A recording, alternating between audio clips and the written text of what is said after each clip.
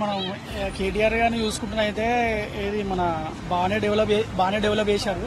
కాకపోతే ఏంటంటే తర్వాత ఏది కారేజ్ అనేది పెట్టాడు, ఏది మన ఖైరతాబాద్ నుంచి మన ట్యాంక్ బండ్ నుంచి అవతల పక్క దాకా. అది పెట్టిందేమో కానీ పెట్టిన ఐడియా వచ్చింది చూడండి, చాలా గ్రేట్. ఎందుకంటే నేను చాలా అంటే మామూలుగా ఏంటంటే నాకు రేసెస్ చాలా ఇష్టం.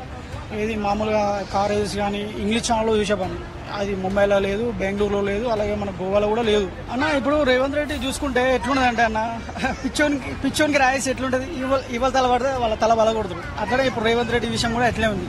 మళ్ళీ ఇప్పుడు ఏది ఎవ్వరు పడితే అలా బొక్కలు వేసేస్తుంది. ఏంటంటే ఇప్పుడు ఒకటే ఏది మన ఆ సినిమాలు ఉంటుంది చూడండి, ఏదో ఒక సినిమాలో సీఎం అయితే ఈ రాష్ట్రాన్ని నమ్మేస్తా అని చెప్పి, ఇప్పుడు రేవంత్ రెడ్డి విషయం కూడా అట్లే.